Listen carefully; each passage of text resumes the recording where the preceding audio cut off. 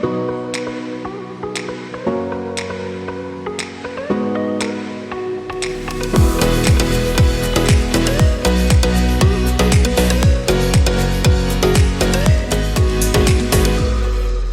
to Agri-Pulse Newsmakers, where we aim to take you to the heart of ag policy. I'm Lydia Johnson. Our guest this week is Representative David Rouzer, a North Carolina Republican who sits on the House Ag and Transportation and Infrastructure Committees. He joins us to discuss WOTUS, the EPA, and Proposition 12. But first, here's this week's headlines. The GOP platform released this week calls for revoking China's trade status, slashing regulations, and making tax cuts permanent. The 16-page document was adopted by the GOP Platform Committee and closely managed by the Trump campaign. It is a much less detailed document than parties have typically put forward in the past. When last updated in 2016, the platform document was 66 pages. The word farmer is only mentioned in reference to trade proposals. The words agriculture and rural are not mentioned in the document. We will be covering the approval of the platform from the Republican National Convention in Milwaukee next week. Global food prices are stable despite a vegetable oil price surge, according to the UN Food and Agriculture Organization. The FAO Food Price Index was steady this month at 120.6 points. It shows a 3% decrease from June and a 24% decrease from the metric's peak in March 2022 after Russia invaded Ukraine. Vegetable oil prices rose about 3% in the last month, driven in part by strong biofuel demand. EPA announced a higher atrazine water quality level. Atrazine manufacturer Syngenta and grower groups have argued for years that the former concentration equivalent level of concern of 3.4 parts per billion was too low. EPA has adjusted the level to 9.7 parts per billion, more than doubling the allowed concentration. A majority of land exceeding atrazine levels is located in the Midwest. North Carolina Republican Representative David Rouzer is a member of the Agriculture and Transportation Infrastructure Committees. He also holds a leadership position as chairman of the T&I Water Resources Subcommittee. He says the EPA's WOTUS rule has impacted farmers in his district. It's created a lot of uncertainty because folks don't know what a water of the U.S. is, whether land that they're looking at putting in cultivation, or in the case of development, they don't know if it's going to be classified as a wetland or not. So, we viewed the Sackett decision as a very strong, very clear, unambiguous ruling, but that's not the way that EPA and the Army Corps of Engineers have chosen to rewrite their rule. Basically, they're doing the very, very bare minimum and more or less leaving in place the onerous aspects, of their original rule. So I'm afraid this is going to probably require a little more litigation, and certainly in the brand new administration and Congress to get it right. As you mentioned, there has been litigation about WOTUS for decades. About half the states are operating under EPA's rule and half under previous regulations. Why can't Congress pass a rewrite of the Clean Water Act that clearly defines WOTUS? Well, there's such a deep divide from a partisan standpoint as it relates to the Clean Water Act and implementation of the Clean Water Act. A water of the U.S. is a very specific to me in terms of a navigable water should be a navigable water.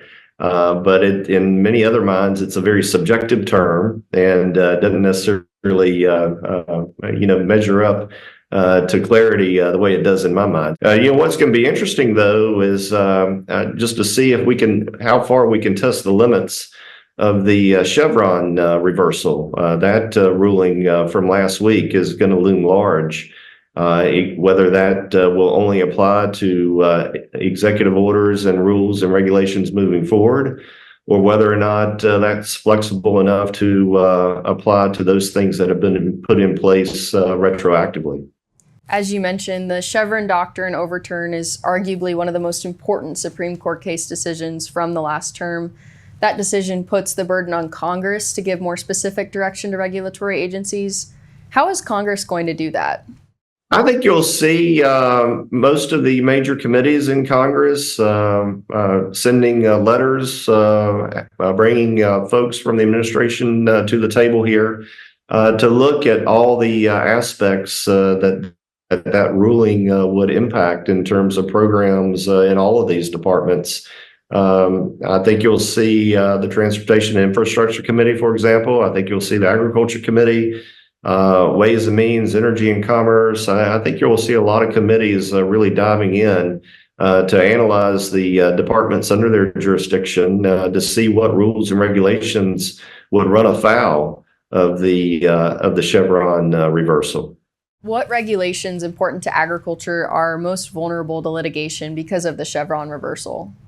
Well, I don't know that I know a specific one off the hand, although I think it could have major implications for WOTUS moving forward, which, from our standpoint would be really good. There's any number of rules and regulations out there. I think what we've got to do is pull the right people to the table, look at all the rules that are in place, and take a look and see if they measure up with the Supreme Court ruling or not. And in many cases, they're not. I mean, almost all rules and regulations that are in place that have had an economic or detrimental economic impact were put in place under the Chevron doctrine. And I think our review of all these agencies is going to reveal that. We'll be right back with more from Representative Rouzer right after this. Regenerative poultry production is a process by which nature can actually recapture and restore the energy that is being taken out of a space. Farm Credit helped Rahi build his dream of regenerative poultry farming and encouraging fellow immigrants to find community in agriculture. Nothing beats a farm. I'm just pursuing happiness. Learn more at farmcredit.com/beginning. Spring floods, fall floods. There's extreme fires, extreme drought. Our farm is more resilient through the use of cover crops. We have better drought stress tolerance. When it all boils down to it, these USDA climate programs are good for Main Street America. All that increase, it's going back into the economy. If you're smart farming, you're also climate smart farming.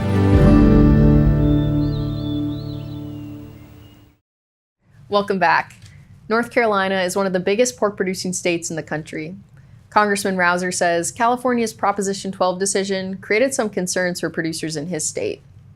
Well, it creates a great deal of uncertainty. How are you going to deal with a state that is a major market, but yet require a whole new set of growing practices in order to sell in that state? So I was really pleased that we got language in the Farm Bill, the EATS Act, basically, in order to address that very, very strong and real concern.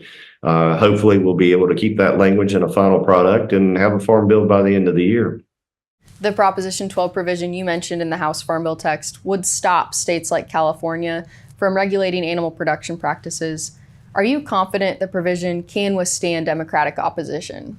Well, we'll see. Everything's a give and take. They have things they want. We have things we want, and that's part of negotiations. But I certainly hope so, because it's so critically important that our producers have that peace of mind and that stability that they need, that certainty that they need. There's no reason to have a whole new set of growing practices put in place for one state. I don't know of anything that would affect interstate commerce more than that. If passed, will this language be able to withstand legal challenges? I think so. But again, it's how you craft the language. It's who you have at the table representing you in litigation. Not all lawyers are the same. Some are really good at what they do. Some aren't as good in these particular areas of focus for agriculture.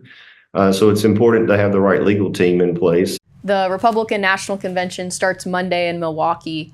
What's the important message that Republicans need to convey to voters?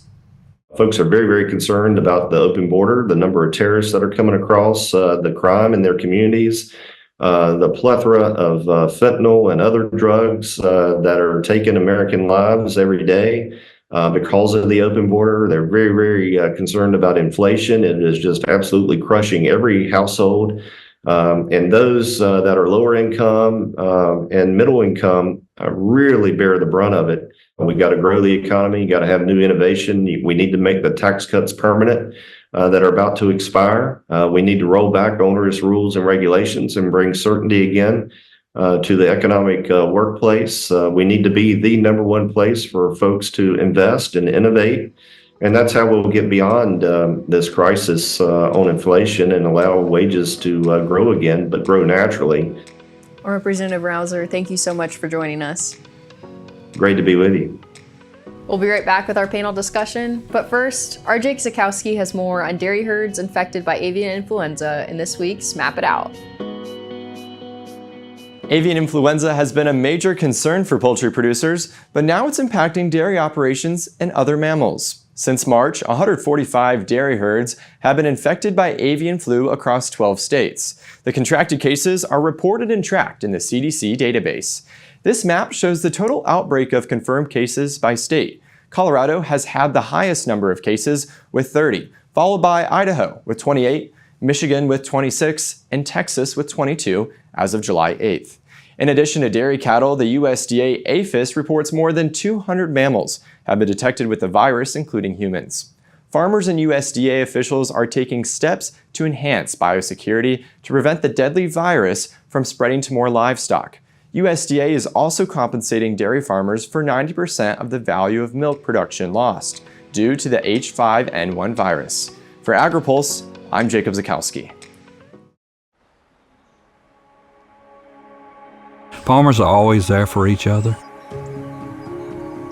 We shed tears together, we celebrate together, but we also grow together. Farm Bureau is the largest general farm organization in the country. We have the farmers' back. If you're a farmer and you're not a member, we would welcome you into our Farm Bureau family. And if you want to know more about agriculture, come be part of this great family. The Senate and House Ag Committees are busy working on the next Farm Bill, which will cover commodities, specialty crops, livestock, and more. This legislation will impact every farmer, rancher, and rural business for the next 5 years. Make sure you don't miss insights and analytics that only Agri-Pulse and its top-notch team of well-connected experts can provide. Register today for a free trial at agripulse.com and click the subscribe button, or email us at pam@agri-pulse.com. You don't want to miss this Farm Bill coverage. Welcome back to Agri-Pulse Newsmakers, where this panel will focus on agricultural priorities and the upcoming election. We're joined by Barbara Patterson with the Torrey Advisory Group and Ray Starling with the North Carolina Chamber Legal Institute. Barbara, we'll start with you. Looking ahead to the elections, what issues are you hearing rural voters concerned about? Well, I think there are a lot of issues that people are focused on, primarily around affordability, whether you're thinking about inputs to your crops, your crop production systems, or you're thinking about affording labor and paying for workers to harvest those foods. I think folks are thinking about a lot of different things around affordability, particularly with rising costs of things that we've seen over the last couple of years. So that those are some big issues that folks are thinking about. I also know that we're in the policy space, and the Farm Bill is a really important driver of certainty in rural America. And so I know folks are eager to see a Farm Bill get done. We've seen the challenges with forward movement on that recently, and I think folks are really hoping that either before the election or just after in a lame duck that we see some forward progress on the Farm Bill, just given how important that is and how many different parts of rural America the Farm Bill touches, whether you're talking about rural development and all of the investments that occur in that arena, or you're talking about farm programs, crop insurance, all of the research investments that happen, and then of course our safety net on the hunger side as well with SNAP. Ray, now turning to you. During the Trump administration, you served first as principal agriculture advisor to the president and then as chief of staff at USDA. Former President Trump is now calling for an across-the-board tariff on imported products and suggests that could help offset the cost of tax cuts. Do you think a Trump administration would provide another big bailout for farmers if they lose export markets as a result of those tariffs? Yeah, you went right to the heart of the matter, Lydia. Thank you for letting me be a part of the conversation. And I do have to have a caveat at the beginning. I think the only thing more risky than listening to what a candidate says on the campaign trail would be listening to someone unaffiliated with that campaign, at least formally, talk about what they think the plans will be. So I just have to, just to be fair to your listeners and to Agri-Pulse, say I don't speak for the campaign or for any sort of coalition that's a part of the campaign. I think really the way you've teed up the question is, if the tariffs go in place, if there's retaliation, which, we think reasonably there probably could be from China, particularly if we go to that 60% mark for them in particular. I think two things to keep in mind. One is that, China is a generational challenge for our country. I think our farmers know that. And at the same time, I think President Trump knows that the American farmers are the most competitive in the world, but that they can't succeed in a global market that's not free or fair. And so, the president, former president, definitely showed a willingness to listen to the ag community with regard to keeping them whole. I don't think Congress has done anything serious to prevent the tools that USDA has to be able to deploy those. It certainly could, and it's chosen not to do so.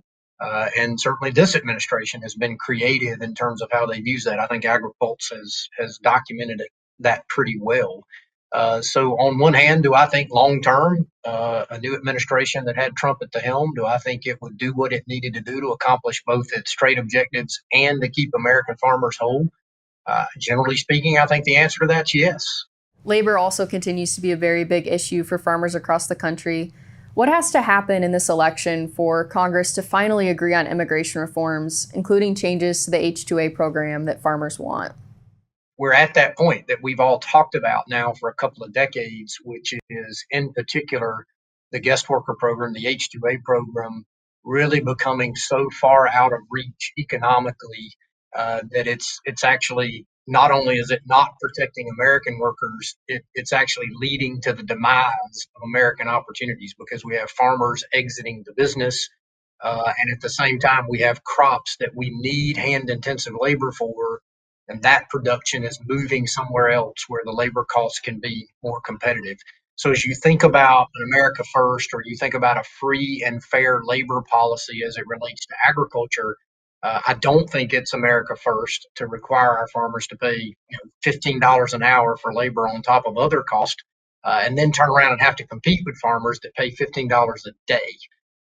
And so I think the narrative around agriculture, one way I think we make progress on this, not just in the Congress, but potentially with a new administration or a return of the Trump administration, is to kind of make sure people understand that H-2A is a part of America First. H-2A is actually about preserving American jobs. We'll be back with the rest of our panel discussion right after this. It's not as simple just to wake up one day and go, I want to be a conservation farmer. You're changing how your farming practice is done. You're changing your operation. Farm Credit supported John and Kelly Watley as they shifted to more sustainable farming, improving the environment where they farm and live. Learn more at farmcredit.com/climate. Spring floods, fall floods. There's extreme fires, extreme drought. Our farm is more resilient through the use of cover crops. We have better drought stress tolerance. When it all boils down to it, these USDA climate programs are good for Main Street America. All that increase, it's going back into the economy. If you're smart farming, you're also climate smart farming. Welcome back. Barbara Patterson with the Torrey Advisory Group says climate, competition in the food supply, and nutrition will be key priorities in a possible second Biden administration. Well, I think the priorities over the last few years have been pretty clear in a few key areas, and I would expect that we would continue to see those. I think we'll see some shifts around how we talk about climate smart and really prioritizing climate and movement forward on climate policies. I think that's going to be first and foremost. I think we'll continue to see competition-related efforts to try to address some of the challenges kind of across the food supply chain that the administration has identified and that they hear from folks on. I think competition will be key there. And then I think an area that we'll continue to see a lot of energy and focus on is around nutrition and food insecurity and nutrition insecurity. I think the White House conference really launched a lot of different work streams across the federal government, and we continue to hear a lot of conversation around how do we address some of the issues around food access, how do we ensure that folks can provide themselves and their families with a nutritious diet. And when you're in the field talking with voters or rural voters in particular, have you heard Farm Bill progress mentioned as something that they're thinking about when considering re-electing their representatives? Yeah, I think it's a really important, I think everyone recognizes the challenges that exist right now in terms of how do we move the ball forward on that, but it is certainly something that's really important. It creates this stable food policy that is really critical for people as they're making investments in their businesses and communities. But I think it is a critical factor. I would say that we know that the Farm Bill is just one piece of the equation that people are making decisions around. Politics are really nationalized now, so there are a lot of other factors that go into the questions around who they're choosing to represent them in their district or state or at the presidential level as well. And Ray, rounding out the discussion with you, you mentioned trade and labor as some of the largest issues, but if there is another Trump administration, what can farmers expect? Well, I think obviously we'd be remiss if we didn't say that a Republican administration would want to focus on a deregulatory or at least a regulatory step back.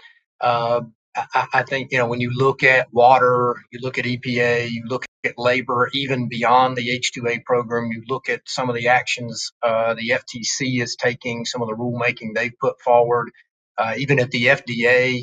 Again, maybe a little parochial issue in my state, but we've seen FDA propose action that would literally put tobacco farmers out of business and have the ironic result of strengthening illicit and illegal sales of tobacco products in the United States. And so all of those add up. We don't have farmers that are just vegetable farmers or just corn farmers or just soybean or just cotton.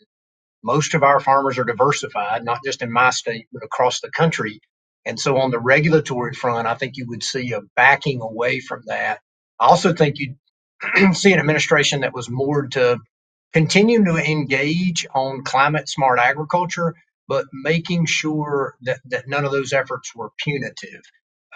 You can call it a carrot versus stick approach, but if there's some benefit that the federal government has heretofore traditionally offered a farmer, whether it's participation in an insurance program or in a Title I program of some other name, if that is going to be more expensive, harder to access, more difficult to get, unless you participate in some other, quote, voluntary program, well, then in fact that actually is punitive. And so I think you would see us stepping away from that. Ray and Barbara, thank you both so much for joining us.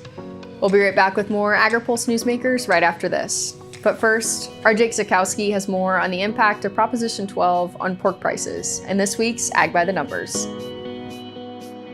California consumers are paying higher prices for pork after the implementation of Prop 12, a law that sets standards for raising the hogs that produce the pork. A recent report from the University of California, Berkeley, and the USDA's Office of the Chief Economist shows significant price increases since the sow housing requirement took effect. Californians are sometimes seeing prices that are 7 times than the national average. This graph shows the average price growth of pork products in California versus the rest of the United States. Data used is from October 2019 to February 2024. For bacon, the California price rose $1.28 on average over that period, while prices in the rest of the country rose just 24 cents. Prices for loins rose an average of $1.63 per pound in California compared to 22 cents everywhere else. Pork shoulder prices rose 50 cents in California versus 16 cents everywhere else. For Agri-Pulse, I'm Jacob Zakowski. Looking closer, seeing further. That's how we do it. At Curious Plot, we're driven to find what's next for agriculture, animal care, and food. We stay curious because that's what it takes to grow understanding. That's how we plot strategies and tell stories that get results time after time. Marketing, communications, and consulting that look closer and see further. Curious Plot.